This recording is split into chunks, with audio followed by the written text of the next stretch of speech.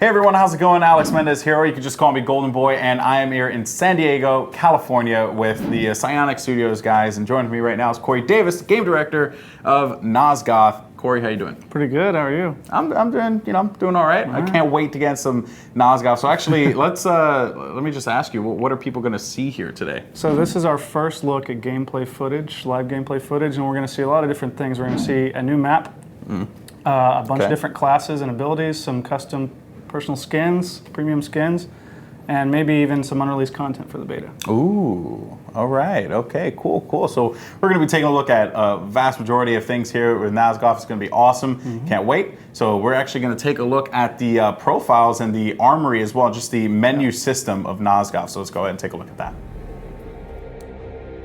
Tell me about the Hunter. So the Hunter is our sort of bread and butter ranged class. He's got an automatic crossbow, so people that play other shooters, he'll feel right at home with him. But he's also got a variety of damaging and disabling abilities. So, we're looking right now at the grenade. It's a extremely powerful, typical grenade that you lob at somebody. But vampires are so fast, it takes a lot of skill to aim it properly and time it properly. Yeah. His bola is really his staple skill, which we saw for a second there. It actually wraps up vampires' arms and disables them. Yeah, and now we're taking a look at the Scout, which kind of is the more long-range focus class. So we're looking at his longbows. He's a sniper. He's got a camouflage ability that lets him go invisible. He can call out a rain of arrows and damage an entire group of vampires, which is really useful in group fights. Nice. Okay, well, of course, we'll see a lot of that, variety later on as people play, and of course, the Alchemist as well, another class, and the Alchemist is more or less that damage based, AOE class. AOE damage dealer and support to some extent. Okay, very cool. And I guess of the three, which is the one that you prefer to use a little bit more than the other? If you had to give if the I nod, had to pick one, I really like playing Scout, but I treat them all equally when balancing. You treat them all fair. We want to get that point across. And another thing I want to ask you is about the abilities here. And actually, we're taking a look at one of the vampires of Reaver, which is I think one of the more popular ones or something. Yeah. Everything's earnable. Sure. Correct. So So all these abilities, we're developers, so we have everything unlocked right now, but nothing gameplay relevant is cash only. You can earn everything by acquiring gold and purchasing it in the store. Okay, that's very nice. And I'll take a look at the Tyrant. Yeah. My personal fave. He's a lot of fun. He just dominates everyone. Absolute destruction. Hopefully we get to see that, as we take a look at some of the matches here. And he's more of that tank character, right? Yeah, he can be played as a tank. You can also, we just saw in Rage, you can play him as a damage dealer if you prefer that role, but he has a very big, hulking, tanky vampire. That's what you want to play. Of course, never a bad thing there. Yeah. And the Sentinel, finally, the aerial-based class here of the three vampire groups. Yeah, he can actually fly around maps. You have to climb to altitude before you can fly, but that's not too hard to do as a super agile vampire. And without a doubt. He's got a lot of really cool moves. Mainly, he can kidnap enemies and snatch them into the air and carry them away from their team. All right. Well, I think we are going to be taking a look now at some action and seeing how these players and everyone stacks up. Yep. Any predictions on anything like crazy that we might see? I don't know. The teams are usually pretty even. Okay. But we'll see. We've had some powerful vampire teams here in the past, so they may take the day. We'll see.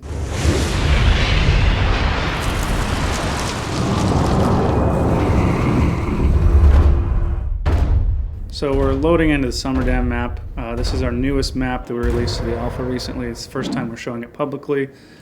It's this really cool sort of human city under siege, and we're actually fighting over this prison city that's attached to it. So when Hawk here looks up into the hills, you can kind of see a city up on a hill on fire. Yeah, and also using the Alchemist class here, which is actually something that we did not touch upon in the when we were showing you guys like the menus and everything, because we of course wanted you guys to see this one in action. So the Alchemist is very unique in comparison to and I feel like obviously the other two classes are super unique, but the Alchemist in itself provides a much different experience, and you can actually see an engagement happening right now, right away.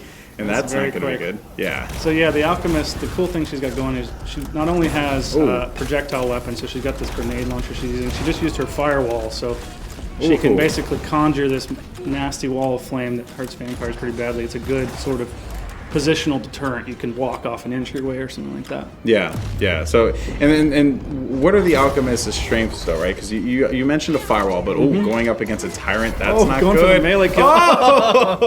Already. That was pretty cool. That actually was pretty cool. It took 3 people to take the alchemist down, take Huck down. So her strength ultimately is range damage or AOE damage. Sorry. Okay. So the other classes are very much single target focused, except for their abilities. She's constantly shooting explosives. So if the vampires group up, she can do a ton of area damage to all of them. Okay. And now, and just my thing about this game is the maps. While they are very diverse in their design, it's not like you're going to be spawned out so far away that you're not going to get to the action. Right. So humans in particular, we do some squad spawning. So we try to. It's very hard to survive on your own in this game by design. So we try to spawn you in a group with your teammates. So even if you die a little off sync with somebody, you'll spawn together as a unit. Oh, and now we see the kidnapped. kidnap. That's not good. And this is going to cause a certain amount of damage there. Now, what's the range on the damage, actually, when you get kidnapped, just out of curiosity? So the base kidnap doesn't do direct damage, but you take more and more damage the farther you fall. You can't take a one-hit kill just because we avoid those as a rule. Okay. But you can do maybe half to 70% of your life if you get high enough in the air. That's just, it's hard to pull off as a sentinel. Okay. And, you have that balance between all these different classes, kind of like rock, paper, scissors. So, actually... She's actually kind of weak against sentinels, for instance. So okay. The other guys have these, super accurate long-range weapons. She's shooting... explosive, so it's kind of hard to hit a flying target. Now, what was that she used there? So that is the healing mist. He's swapped to a more support ability. So what he did was he traded out his flame wall, which is, while defensive, a damaging ability, for healing mist, which heals all of his teammates inside of it. So you can heal it. Oh, he just got murdered by the sentinel. It's got mauled, ran up on you. So it's a pretty cool sentinel ability called puncture, where he actually stabs you with both of his wings and it does a ton of damage. Ooh. That does not sound like a good way to go. But yeah, so humans, there are these resupply stations, we'll point them out in a minute, that let you get ammo and health back, but you can only use them every 2 minutes. Ooh. So having the ability to heal your whole team at once is really powerful. Yeah, that's a pretty great ability. And now, what was that there that was she used? The light bomb. So she starts with a flashbang, but you can trade that out for a more damaging bomb instead if you don't need the blind effect. Okay. So she was basically trying to open with some damage there. Okay. And actually, like there's the healing mist again, so you can see he's healing up inside of his effect. Yeah, and actually teammates are using it too. Congregating to it. Now, is that a little dangerous though, right? Because definitely. You have them grouping together, and that could spell doom there, especially if you let one of those tyrants get in there and ruin their day. So a good tyrant will come charging in or jumping in the spot. We also see those healing areas are magnets for the Reaver who just killed him. Has these green choking bombs. Yeah. And a lot of times you'll see it's just a magnet for that kind of AoE. Yeah. Because you can basically negate the heal. Wow. Okay, so you negate the heal and then you just end up causing damage? Yeah. So normally... If I threw my bomb on top of the mist. Right, it kind of cancels out. You're taking damage and getting healed at the same time. Okay, and now switch over to some hunter gameplay here. So this is our sort of... risky. He's a little bit more like playing a traditional shooter. He's got an automatic weapon. It's a crossbow. It looks like he's using the multi-bow, which is the burst fire model. So what he's done is, this is an unlockable, or you can purchase it. But you can trade out full auto for burst fire. And of course gives you a little bit more accuracy. Reaver right in front. And that was the bola, actually. So you just saw that kind of get into play there, and you see the damage on the other side of the wall, so they were able to clean up that kill. And that's great, right? Because now, I guess what I'm a little worried about here, looking at this from like maybe an esports perspective, for example, is, are the humans like Left 4 Dead if they're by themselves? Or don't kill. Well, I guess I answered my own question there. Because I guess people always look at it and they're like, oh yeah, well the vampires obviously have to be like really good, but then taking a look here at this game, humans are winning 17 to 12, so I think they're doing kind of okay. Actually, the vampires are winning right now. Oh, I'm sorry. But yeah, it's a fair point, and we try to strike a balance. There's another bola. Try to strike a balance of, we want humans to have to group up because it's a more interesting game and they require teamwork to succeed. Yeah. But we never want you to feel totally powerless. So one-on-one, you always have a chance, especially if you're a really good human player. Okay. So it's not like Left 4 Dead where you're going to get pounced by a smoker or something and just be totally out of the fight without a teammate. Okay. But you are pretty vulnerable for sure. Yeah. Well, and I think also, you know, if when a game goes out into the wild, right? You have these players that are just so good already, good. and I think you said it before. It's like when it goes out there, I'm already bad at the game because everyone else is, you know, these players that have so much experience, and you can see some of that accuracy there. Yeah. That multi-blow. So interestingly, you know, the initial reaction is often that the vampires are overpowered or too good, and what we find is we've actually had to do more to correct humans being OP because as people get more and more and more accurate, the humans just get deadlier and deadlier, whereas, you know, the vampires are a little more ability-driven, a little more movement-driven. So we're constantly looking at ways to increase the skill cap for vampires.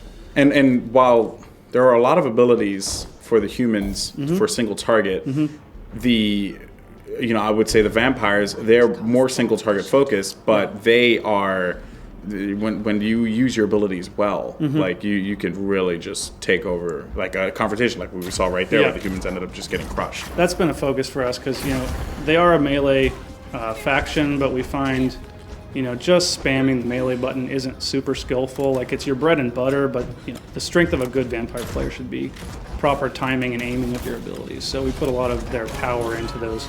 Yeah. We'll see those in a little bit. Vampires are only going to be 2 kills away from victory here. So, you know, in-house vampire, this team of vampires definitely, you know, outperforming. Yeah, it looks like we may have not assigned the teams as well as we should have.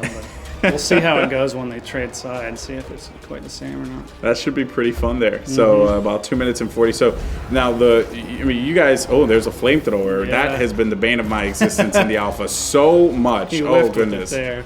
Yeah, he totally did. But as a Reaver, I just fear for myself. So now 14 to 30, we have a second side.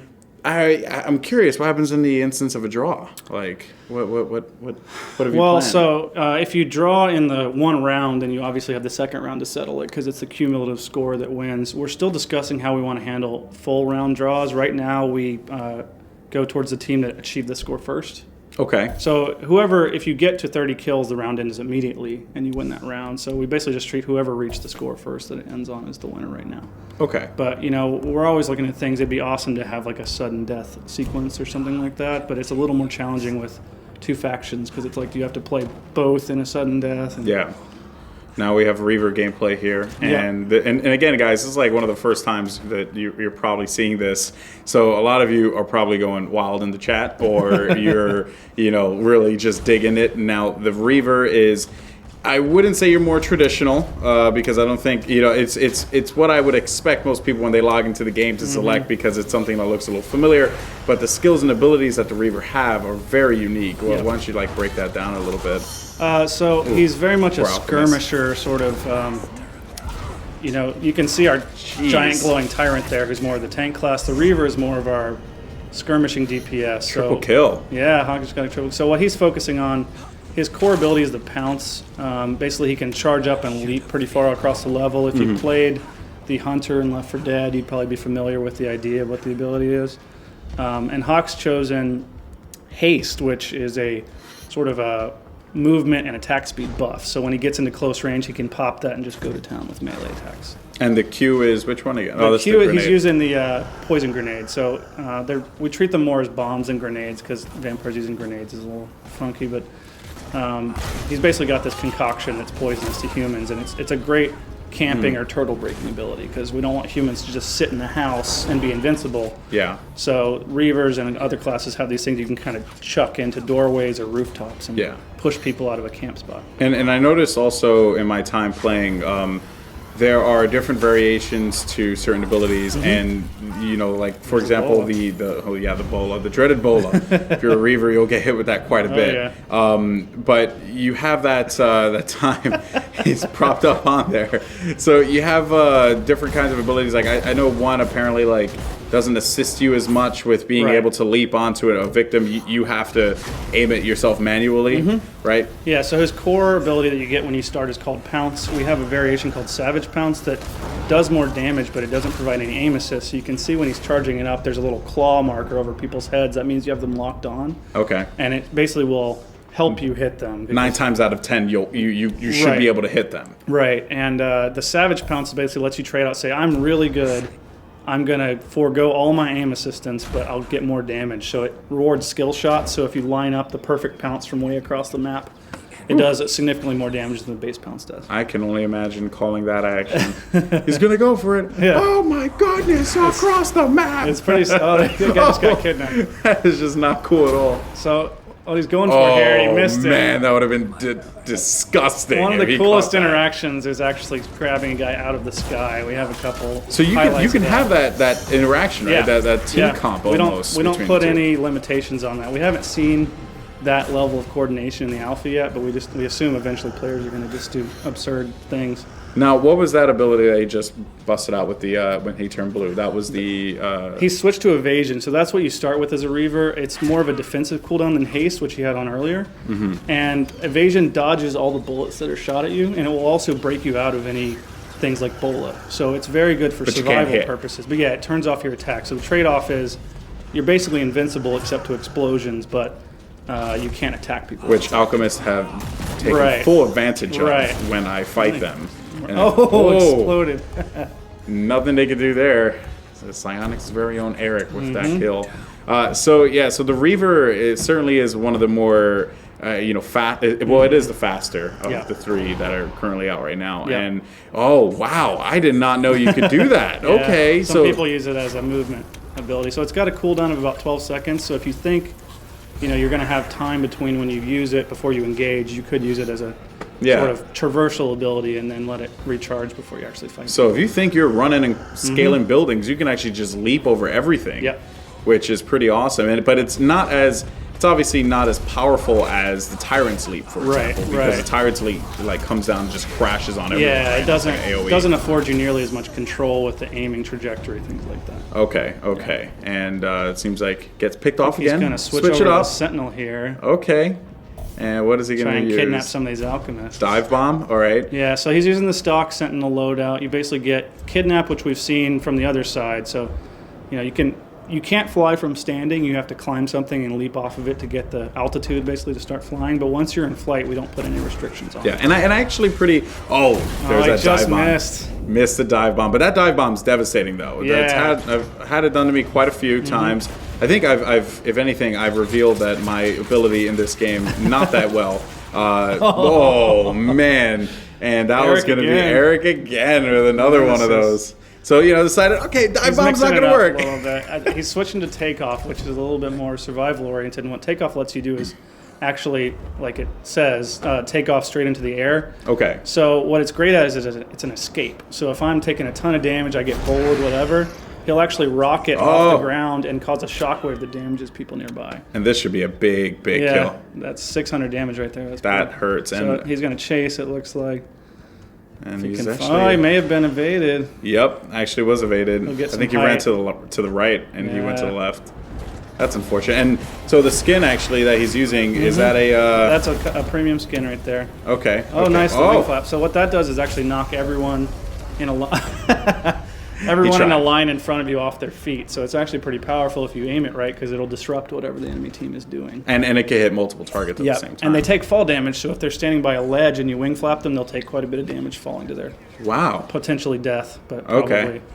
Or probably just to a they'll lower just ledge. Yeah, break their ankle. but or yeah, something like that. it rewards you for finding people near ledges and things like that. Oh wow, okay, and then you had mentioned that you've been seeing a lot of advanced players actually fly really low to the ground to Yeah. avoid getting hit by these scouts. Yeah, so what you'll see with really good Sentinel players and against good human players is that they get so good at aiming that if you maintain too much altitude, you'll just get picked off before you get close. So what we find good Sentinels do is fly very close to the ground using geometry to shield them from humans until the last second. That's actually a really good approach, and I just absolutely love that. There goes the pounce. So he was having a little trouble with the with the Sentinel. with Sentinel, so he switched back to Reaver. Looks like he's still using. I'll tell you what, choking though, the human team has been doing a great job of just holding him back with the, with like the alchemist. Yep. You know what I mean? Like really just taking advantage of that. Yep.